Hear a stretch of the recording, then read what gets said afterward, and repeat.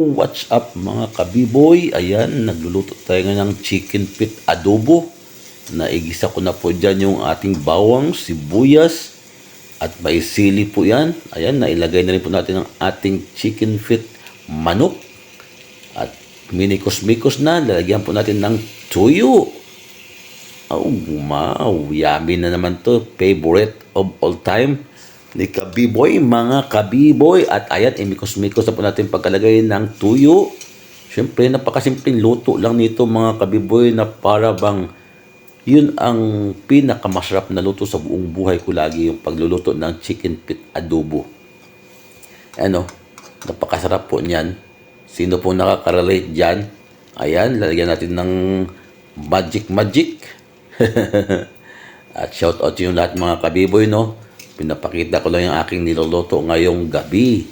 Ano, minibikos-mekos na natin yan. Ang yan, mga Kabiboy, ang ating chicken feet adobo. Ayan, lagyan natin ng kunting tubig para pampalambot. Maganda yung mamaya, malapot-lapot yan mamaya, mga Kabiboy. Oh, ayan, ibikos-mekos natin. At ayan, siyempre, tatakpan natin yan maya-maya para kumulo. Uy, tapos na. Ayan, na kumukulo na. Bilis mo naman magluto, Kabiboy.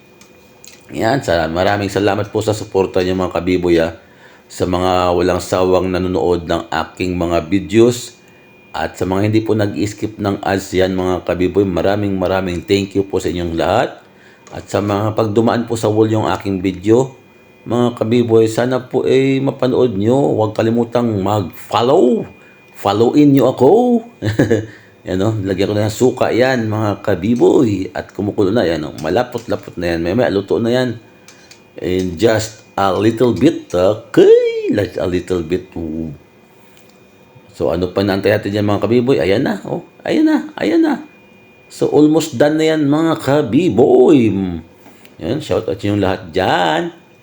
Yan na po ang ating chicken feet adobo. Ang paborito ng bayan. Diba? Yun. Sana all. Yan, maraming bakas yan. Yung mga nagpapaiwan ng bakas dyan lagi sa mga reels, ayan, maraming bakas yan. Pag nagyapak-yapak ang pit na yan, ang chicken feet adobo ko. Magluluto tayo ngayon ng mushroom. At ayan, nagisa na tayo ng bawang. Hinaan natin ng apoy. Siyempre, bawang muna mga Kabiboy. Isusunod natin dyan ang sibuyas. Yan. Pagkatapos ng sibuyas, isusunod natin dyan ang kamatis. Yan, oy, bilisan mo, kamatis. Ang bagal naman itong aking cook. Sabi ko, kamatis, ilagay. Lagay na, kamatis. O yan, tigas ng ulo. Yan, imikos-mikos natin yung saglit para maluto ang ating mga ricados. At syempre, para mabilis, ay, ilagay mo na yung ating mushroom. Bilisan mo. Ayaw sumunod sa ship itong aking cook ilagay ang mushroom. Yan ang gustong-gusto ng ating mga Kabiboy dyan. Op, ilagay. Ayan. Yan po ating mushroom. Thank you so much sa sponsor ng aming mushroom kay Kenneth.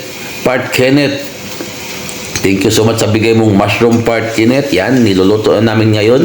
At ayan, minimikos-mekos ko na yan. Simpleng luto lang, gisa lang yan at sabaw. Hindi ito yung special. Simpleng luto lang yan. Lutong bahay lang ang ginagawa natin sa mushroom mga Kabiboy. Lalagyan rin kunting asin yan mamaya. Kunti lang yung kunting asin lang. O yan. Kunti lang. Ay nako. Para inubos mo na isang balding asin dyan. Hindi, kunti lang yan mga Kabiboy. So ayun. Imikos-mikos natin yan. Siyempre, pagkatapos ng mikos-mikos, lalagyan natin ng kunting sabaw. Bakit puro kunti? Kunti lang kunting sabaw lang ilagay mo. Baka mamaya, punuin mo na naman yung kawali ng tubig. Yan. Mabuti nang unahan natin yung ating cook. Ay, may nilagay siya. Ayun, nilagay natin ng pampalasa. Kung pwedeng sabihin dyan, wag na. Basta alamin na yung mga Kabiboy, cubes. Ayan, nilagyan na ng sabaw. Kunti lang kunti lang. Yan, kunti lang nilagay niya Kabiboy.